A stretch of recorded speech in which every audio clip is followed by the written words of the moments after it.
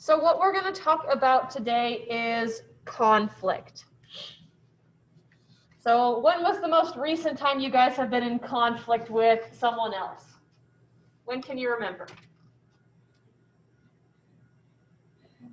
A couple weeks ago. So can you give us a very, very basic overview of what happened? There was so much.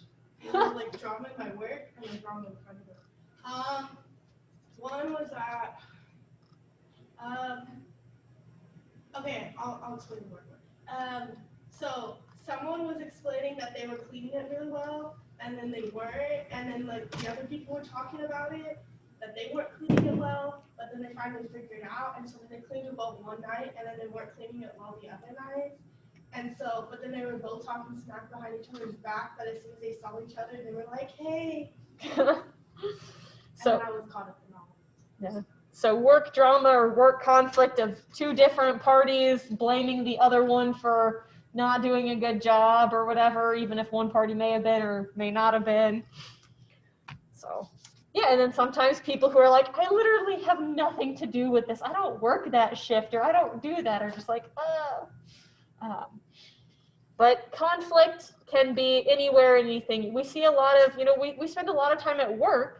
So we see a lot of conflict at work. We spend a lot of time with our friends and family. So we tend to have more conflict with them. We tend to not really have as much conflict with strangers because we're not interdependent on them as much. So we don't interact with them as much. So there's less time. But there's different types of conflict. There's different levels of conflict. Most of it is, or that we see, is interpersonal conflict. So it is between us individuals. So maybe we have a significant other and we get in an argument with them. That would be interpersonal conflict. Or my sister says something that irritates me. That is interpersonal conflict. If we start to fight about it. Political conflict is societal level, so over political issues. So in election years, we tend to have a lot of political conflict because it is people who are arguing or debating or butting heads over different political issues, like, oh, should this be allowed? Should this not be allowed? What are we going to do about this particular issue? Well, we should handle it this way. No, we should do it that way. And then international conflict is conflict between nation states. So currently, I mean, the U.S. hasn't declared war in a very long time, but you can be in international conflict without having to be in, a hot war. So our current interpersonal conflicts might be like arguing with a significant other or a friend, political conflicts, those civic conflicts within a nation, and then international conflict is conflict between nations. So if we look up the British Broadcasting Corporation, let's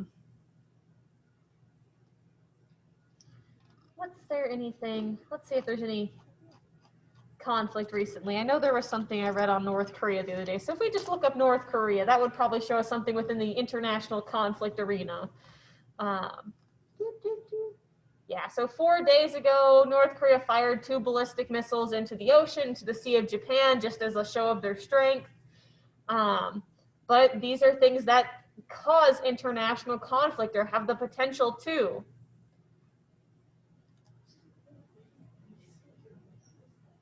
Huh? So what's the point of wasting the missiles? Just to show that you have them and that they can do things. It's a lot of it's just propaganda and show because it's for the people within the country rather than the people outside the country.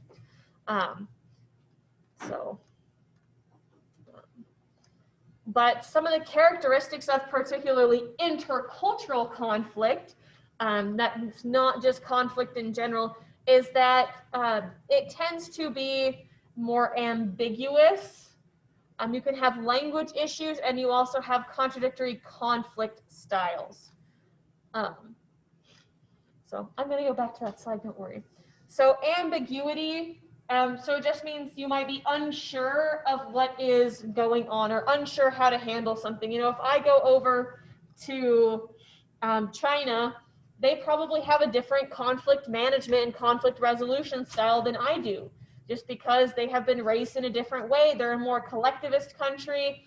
America, where I've been raised, is more individualistic, and that affects how you manage conflict. So when we're unsure, we kind of resort to our default style. So the styles that we learn from our friends and family and where we grew up. Language issues. So language issues can cause conflict because maybe if someone mispronounces a word and it means something else, that can cause issues. There's that like TikTok trend or whatever that I saw a couple weeks ago of like, what's something that's normal in your language but sounds really bad in English? And it was like all these people saying stuff, and you're like, you know, if that was English, that would sound really bad. But, you know, if in their language or whatever, that's just how you say something in particular. And then the different conflict styles. So you know how we have our collectivists and our individualistic societies. Individualists tend to be more direct, collectivists tend to be more indirect. That also kind of goes over into conflict styles. Some cultures tend to be a lot more direct in conflict, and some tend to be a lot more indirect. So if people are using different styles of conflict management, then you can cause misunderstandings or cause a lot of frustration if people aren't solving it in the same way. So just as a reminder, I always feel like I need to move this to like the first slide. It's just conflict in general is the real or the perceived incompatibility of goals. So conflict does not have to stem from a real reason. People just have to think that they have a reason. And it's that incompatibility of goals, values, expectations, processes, or outcomes between two or more interdependent groups. So groups that rely on each other in some way, shape, or form.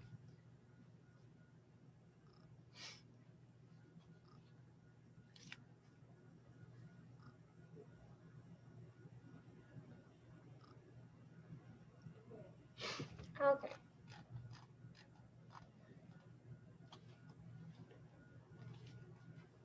So there are different types of conflict, different types based on what's actually incompatible.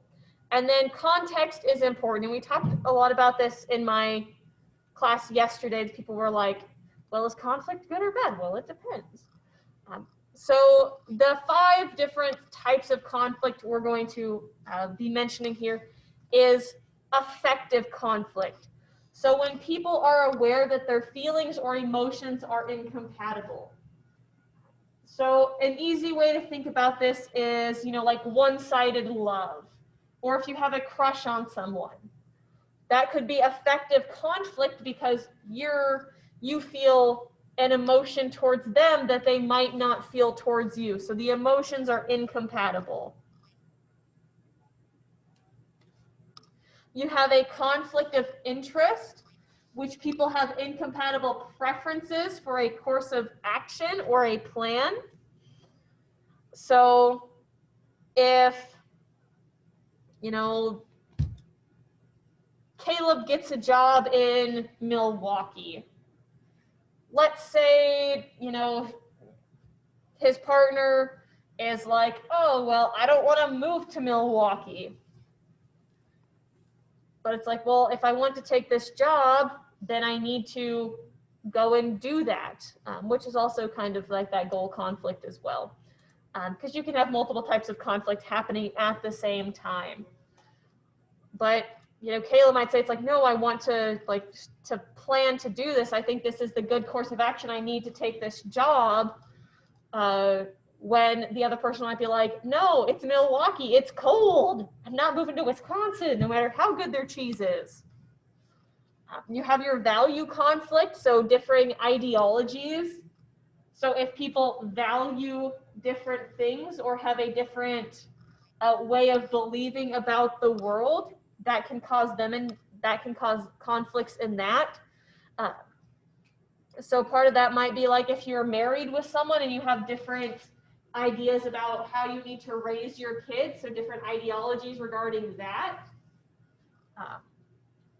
You have cognitive conflict, so their thought processes or perceptions are in conflict.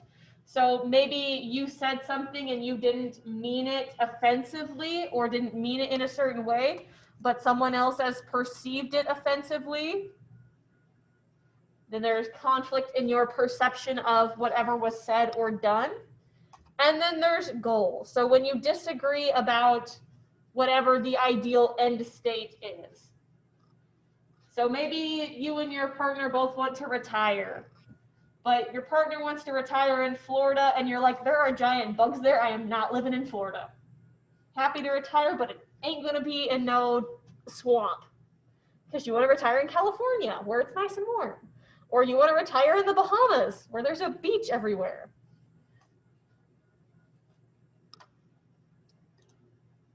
Ugh, I don't know why it always never pulls up the chat.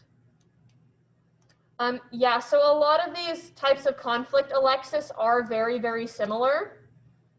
Which one the two that you said? Value and cognitive?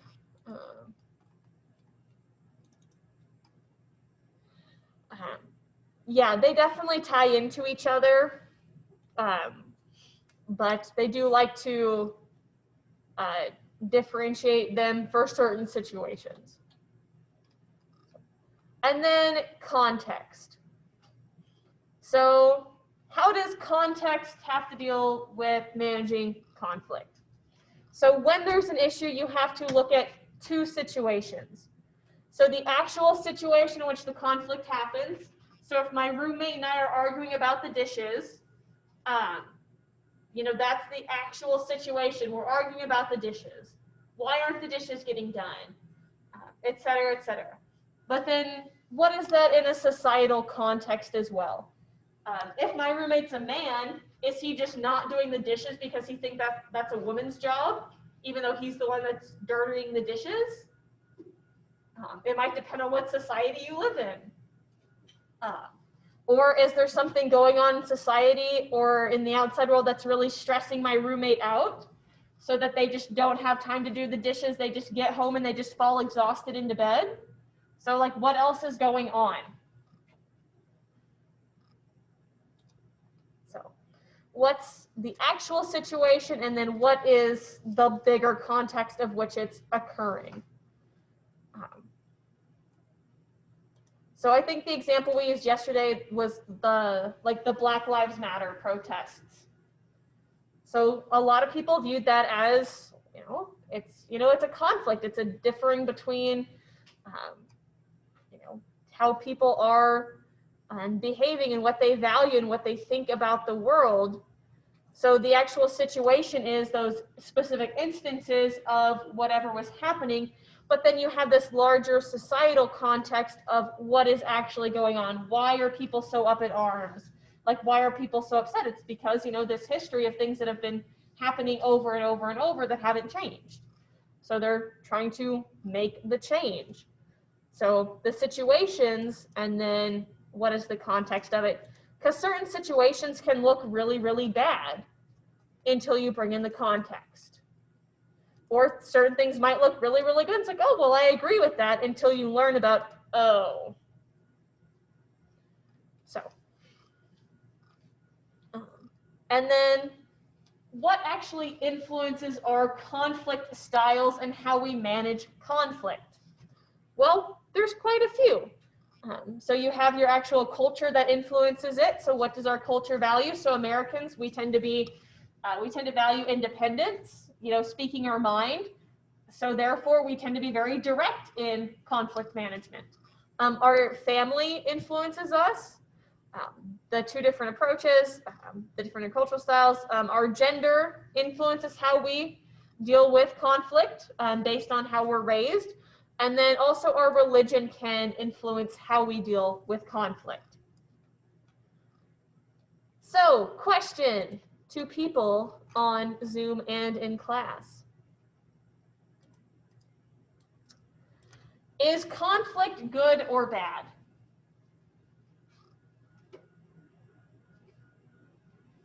What do you think, Hannah? Man, I feel like it just depends. I mean, conflict is never good. It just depends how you go from the conflict. If you make it like a huge thing and you talk behind people's back, it makes it nice. But if you're willing to go to the person and talk with them, I feel like it just depends on the situation. Yeah, so it depends on this. Yeah, it depends on the situation. I think oops. Go ahead, Tara. Oh, okay. I think it's impossible not to have conflict because it's like saying conflict is bad, and this is an overgeneralization, is to me comes across as saying like differing opinions is bad, because it's like we all have different experiences, and just because we view things differently doesn't mean everyone's viewpoint and those like coming together won't always be seamless, but that's still a valuable experience to have. And Paige, what were you going to say about it? I was gonna say I feel like conflict is almost necessary. It's not always good, but I feel like it's necessary to just learn more about what's going around in the world, because if there was no conflict, I wouldn't know a lot of things, or we wouldn't have differing opinions. We wouldn't know more than we think. That's like saying, should there be bad if there's always good? You can't always have bad because you never know what the good was. So you can't have conflict without resolution. If there was always resolution, you wouldn't know what's going on. There would just be a steady good, which wouldn't be good in itself. Yeah. And then Alexa said we don't like conflict, but it can lead us to learn more about each other and make better decisions. So yeah, definitely. So basically what everyone said was, I think to sum it up would be, we don't like conflict. It's not comfortable.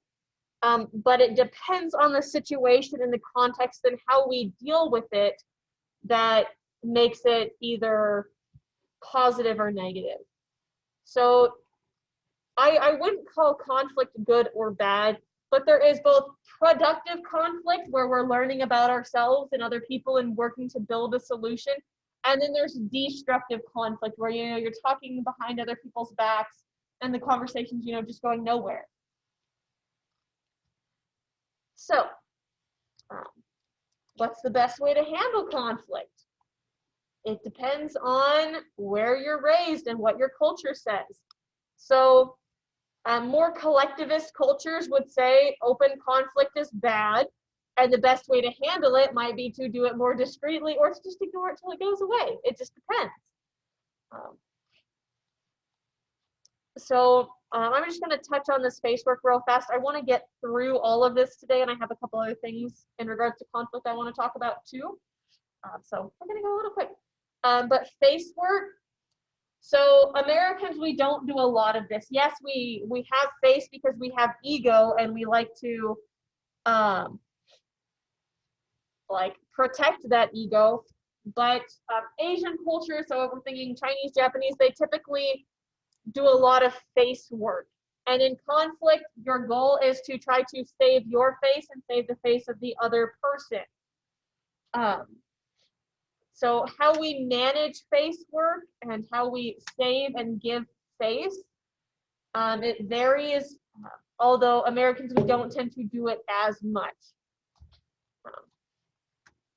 So our family influences on conflict. Most of us just resort to the default of what we are raised with, for what whoever raised us did, whether that be productive conflict strategies or whether that be more destructive conflict strategies or physical violence.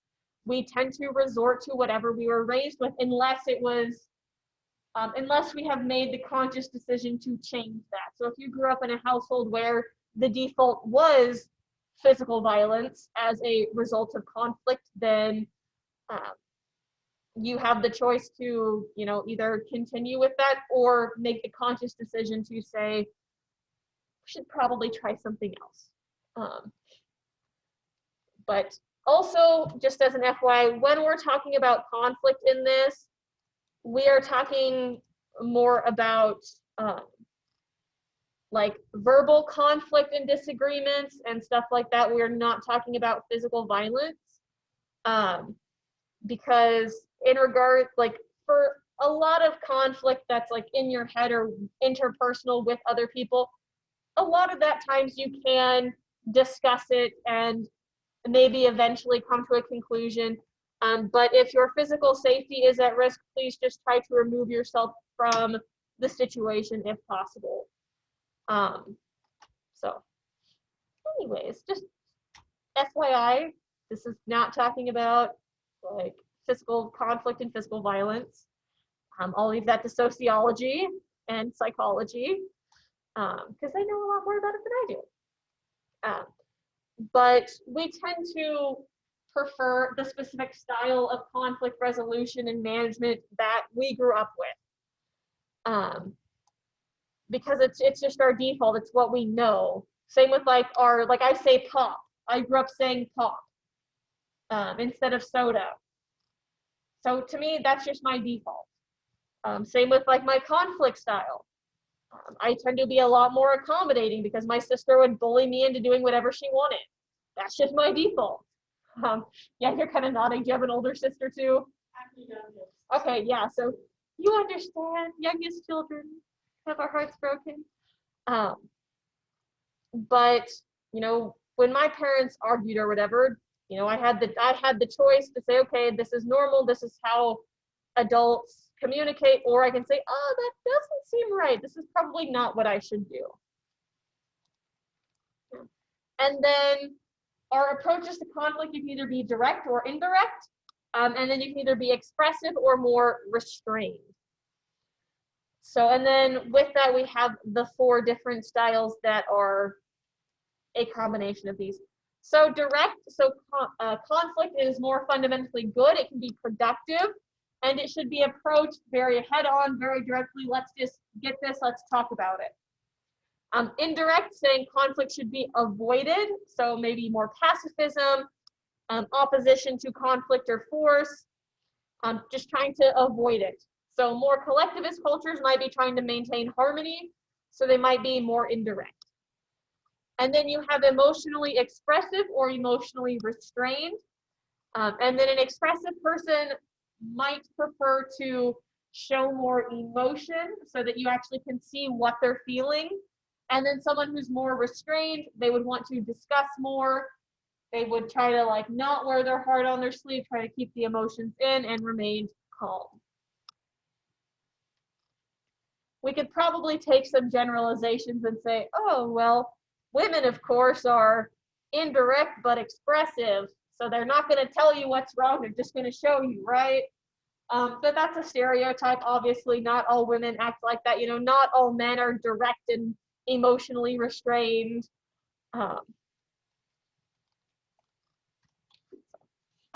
So the conflict styles, when we put them together, is you have discussion. So if you are a white European American, you probably, in general, use more of a discussion style where you are direct and more emotionally restrained. So you're just saying what you mean. You're trying to not be too emotional about it, just to try to solve the problem.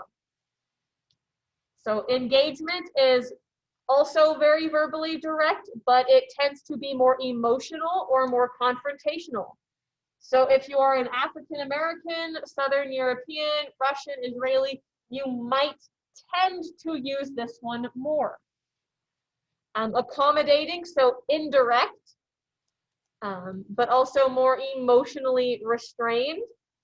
So trying to avoid conflict, and also not show how you're really feeling about it. More accommodating, so Native Americans, Latin Americans, the Asian cultures, China, Japan, elsewhere in Asia. And then dynamic, so it tends to be indirect, so not the outright conflict, but also more emotionally expressive. So a lot of Middle Eastern and Arabic cultures tend to use this one.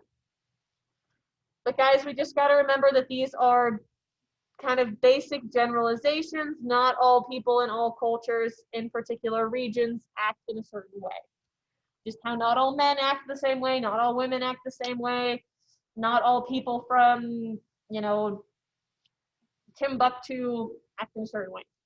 So, and then gender does also influence how we handle conflict, and that's part of just how we've been raised culturally. So in some ways, women and men do act stereotypically. So women do tend to use a more accommodating conflict style, and men tend to use more engagement and be more direct. Obviously, it's not true in all situations. We could probably think of a time where we have used all of these if we thought hard enough, if we could think enough of instances of conflict. So, and then the last one in this is religion and conflict. So because people hold their religious beliefs so strongly, it tends to be a source of conflict. All we have to do is look back at the Crusades or look at American media and see how it causes tension over in the Middle East with all of our half-dressed women in commercials. Because of the religious differences, it causes tension. So, and then, of course, we know, like, if you're trying to tell people what to do or act in a certain way, people who do not follow those beliefs are probably not going to be too happy. So if my religion says you cannot wear hats, and did you roll your eyes at me? Oh, okay. And I was trying to tell someone that they could not wear hats because I wasn't allowed to do it, then obviously Caleb probably be like, you know what you can go do? Yeah. So, but yeah, when we talked about pop culture, we did talk about this, even though we didn't give it this particular name. But, you know, as a very secular society, when the US puts out our media around the world, it can definitely cause religious conflict in places that do have things that are very conservative religions. So Orthodox Christian countries, Muslim countries, or anywhere else that has a very conservative viewpoint. So, and then how do we actually go about managing all this conflict that comes up, whether it be in our own daily life, whether it be intercultural conflict, or what have you? Well, we want to be productive. We want to have productive conflict, right? So when we are doing productive conflict management, we are identifying a specific problem. So how many of you guys use the internet? All of us, right? Yeah. Okay. Have you ever come across a troll on the internet and you're just like, ugh? Yeah. So one thing to ask is, what is our goal? What is the specific problem that we are trying to identify? And if someone cannot name what specific goal you're trying to get or specific problem, then it is probably not worth continuing that conversation anymore. So, because if they don't have a specific goal or problem in mind they want to fix, they're just probably messing with you. So focus on the actual original issues that is causing the problem. So don't try to bring in other stuff. So let's say that my roommate and my dish problem, right? So the specific problem is that the dishes have not been done in over a week. So I'm not going to make sweeping generalizations and have a negative attitude. I'm going to say, okay, the problem is that the dishes haven't been done in over a week. I'm going to not bring in anything else. And I'm going to focus on the original issues. I'm not going to try to escalate it or bring in anything else. So I'm going to talk to my roommate and say, hey, I've noticed that the dishes haven't been done all week. What's going on? Like, are you all right? Not like, you haven't done the dishes all week and you forgot to take the trash out and, blah, blah, blah, blah, blah, whatever else. I'm just going to focus on the specific issue. And also, one thing to remember in conflict, like when you're discussing with people, you should be using I language. You should not be using you language. Because there's definitely a difference when you say, hey, I feel like you are ignoring me, rather than you're ignoring me. Because you're putting that onus of your feelings on you rather than on someone else. And it's very much less accusatory. So good thing to remember if you're ever, like the next time you have an argument with one of your loved ones. Use I more than you use you. So then I'm going to direct the discussion toward cooperative problem solving. So, hey, I've noticed that the dishes haven't been done this week. Can I help you with that? Is there anything I can do to, assist you? What's been going on in your life that means you haven't been able to get the dishes done, rather than just saying, oh, if you don't get the dishes done, then I'm going to kick you out, or I'm going to raise your rent, or blah, blah, blah, blah, blah. And productive conflict, it values leadership and conversation that stresses these mutually satisfactory outcomes. So maybe my roommate's just really having a rough time right now. And they need the rest, but I also need the dishes done. So maybe our mutually satisfactory outcome is like, hey, I will help you with the dishes. If you wash, I will dry and put them away. Or vice versa. Rather than, you better get the dishes done or else. So, and that does mean sometimes compromising and helping out people, especially if you want to maintain a relationship with them in the future of any kind. You do have to compromise and help out. So try to be more productive than destructive. So destructive is that competitive escalation, and cooperation is obviously trying to work together to find a good solution. So when we want this cooperative, productive conflict, sometimes we have to take a step back because maybe we are getting really emotionally involved in something, and it's like, hey, I'm going to need 5 minutes to think about this, so I'm going to step out. Or I can't talk about this right now. I'm going to sleep on it, and we can come back to this tomorrow. There's absolutely no shame in saying, I need a break from thinking about this. We're going to come back to it.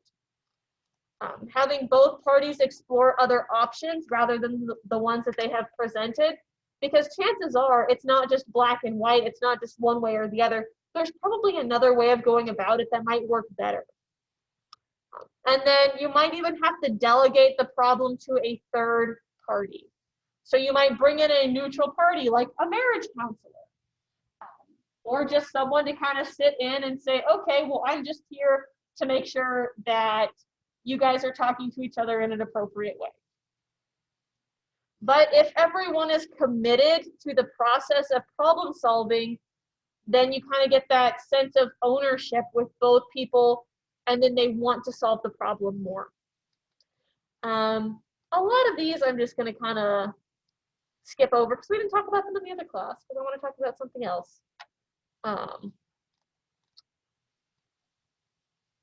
But in case you guys want to read those, they're there. So I'm just going to finish it off on the PowerPoint with peace building and then forgiveness. So obviously peace is very important. We live in a highly globalized society. And if we ever broke out in a war again where we had to use our nuclear weapons, the world would not come out of it. So peace is very important. Because if we decide to not do peace, then a lot of people die. And obviously that is not an ideal outcome. So we can't just leave it up to the governments to negotiate peace, we all have to be invested. And we all have to treat the people of groups that we may have been at war with as actual people. So I don't know if you guys remember post 9/11. Probably you don't. There might be a couple. I'm trying to think of anyone here who'd be old enough, maybe. Yeah, most of you guys were little babies. I mean, I was even pretty young, but I remember my mom telling me about it. But people did not treat Muslims or anyone who looked Middle Eastern in the United States very well at all. They didn't, because it seemed like they were blaming just random people for the terrorist attacks on the Twin Towers. So yes, the US did go over to the Middle East, but after we have been pulling our troops back and pulling people back, you know, it can't just be them being like, okay, the war's over now. The general population also has to agree to that peace and to stop treating people who are different from us like they're less than because of their ethnic origin or because of their country origin. So we need to have that intergroup dialogue, you know, understand where other people are coming from. And then forgiveness. So do we think it's possible to forgive? Probably, yeah. You know, I'm sure all of us here have had some pretty bad things happen to us at some point or another. But it helps break the trap of conflict because you're letting go of that feeling of revenge and saying, oh, I need to get back at this person or this country or whatever for doing something that hurt me. So on both party sides, you know, even if it's just interpersonal conflict with, you know, a partner or a family member, you have to acknowledge that you have been hurt or that you have hurt someone else, which kind of sucks sometimes because it's admitting fault in yourself, and none of us like to do that. And that you are angry or that the other person is angry at you, and that there is a need for healing, or there is a need to, you know, go to therapy, or there's a need to do something to feel better. But letting go of the feeling of wanting to hurt the other person in exchange. So with this, stay centered, try not to polarize the issues. There's probably more than just A and B. Recognize that people do handle conflict in different ways with different styles, and it might not be the way you're doing it, but that doesn't mean it's wrong. Know how you do it, how you manage conflict, be able to recognize the importance of context, and then just be willing to forgive people when they make mistakes and when they hurt you. I mean, it sucks and it's hard sometimes, but you know, it's true that you definitely do feel better. So here is that conflict model with the different types. But one thing I would like to show you, which I'm pretty sure is in here, let me pause the recording real quick. So we're not gonna watch this. We're just gonna talk about some of these things right here. So conflict management, and this is more for interpersonal, because I think this was from my actual interpersonal communication class. We were going over that chapter, and each student did a different section, and this was one of the ones on conflict management. So your goal, so ask yourself, why are you engaged in this conversation? If you have an answer, great. That's the first step. You can move on. But if there is no answer, if there is no goal, disengage. There's no point in continuing a discussion where the other party refuses to actually participate. Be partners in the discussion, not adversaries. So this is like that cooperative one of like, no, we're working together to come solve this problem. So in your example of the work thing, when the teams were blaming each other for stuff not being clean, okay, so what was their goal? Okay, to maybe figure out why stuff was not getting clean, or to make sure that it got clean next time. So how would they be partners? Maybe they all have a team meeting and say, okay, we don't care who it is, it's just something is not getting done.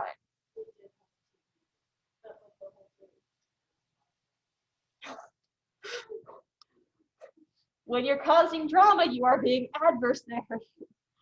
But how can we work together to make sure that, stuff gets cleaned or stuff happens? When I was a waitress, it's like, okay, how can we all work together at the end of the day to make sure that the coffee machines get cleaned, the floor gets mopped and swept, the chairs get up, so that we can all go home and be home by 3 o'clock? So be partners, not adversaries. Actually listen. So focus on listening to understand what the actual problem is. I'm sure we've all heard that, or I'm sure we've all told our parents, no, you're not listening to me, right? Because it's like you're saying what you think that I'm saying, but that's not what it is. So focus and listen and ask good questions. So ask questions to make sure that you actually understand what's going on.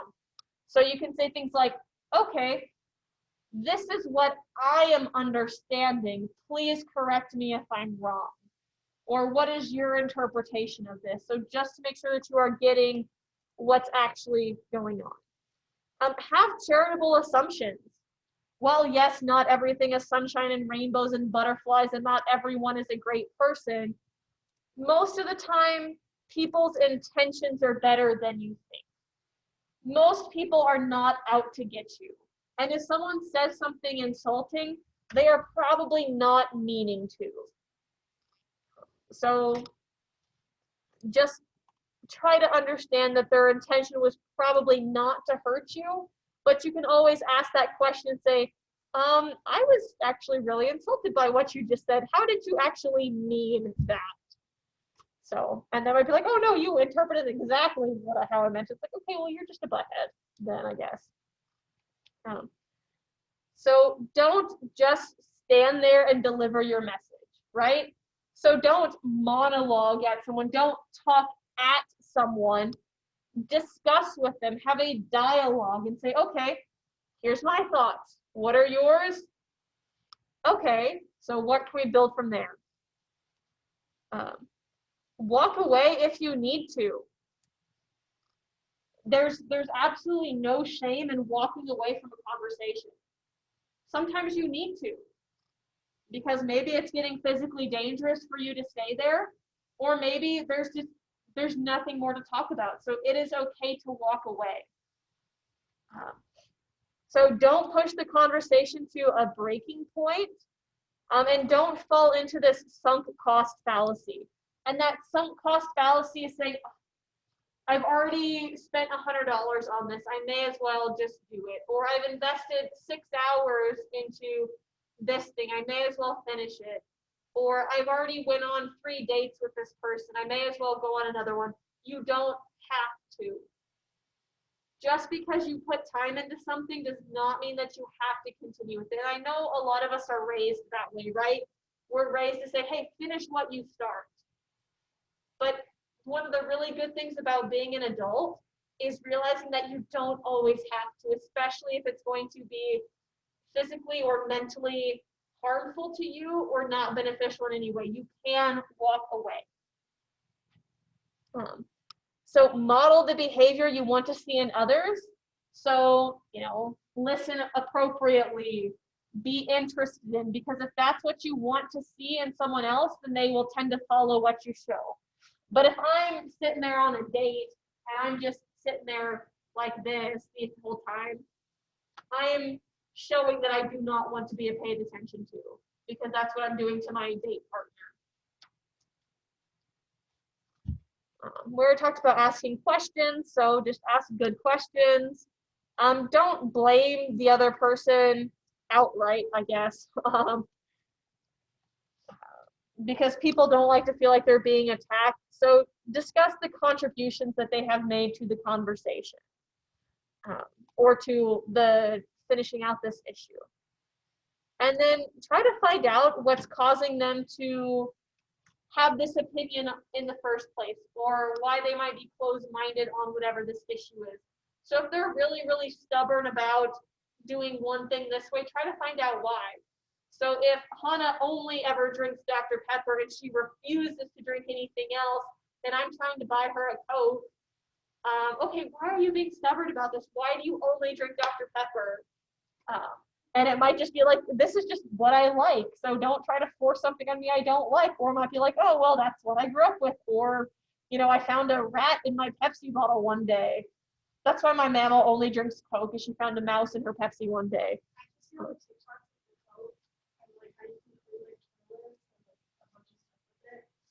don't want to test it with Dr. Pepper. I mean, you could probably do it with any pop, let's be honest. But That's why my great grandpa only drank Coke, like he switched to Coke because he only drank Pepsi, but then there was a bobby pin in his 2-liter bottle, and so he switched to Coke from that moment on.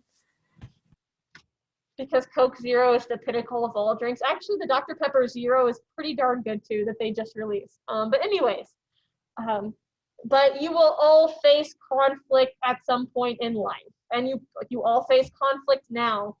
So just try to go into it open-minded, have charitable assumptions, and be able to identify what you want out of this conflict or what your goal is for solving it. And maybe it's not solvable. And maybe it's just like, okay, well, we can't remain married because of, some base differences. Hey, that's fine. Then these are unconquerable differences. Or we can't solve this problem. We can't both be happy with whatever this conclusion is. So is there a best option, or do we both just need to let something go? So anyways, that is it with conflict.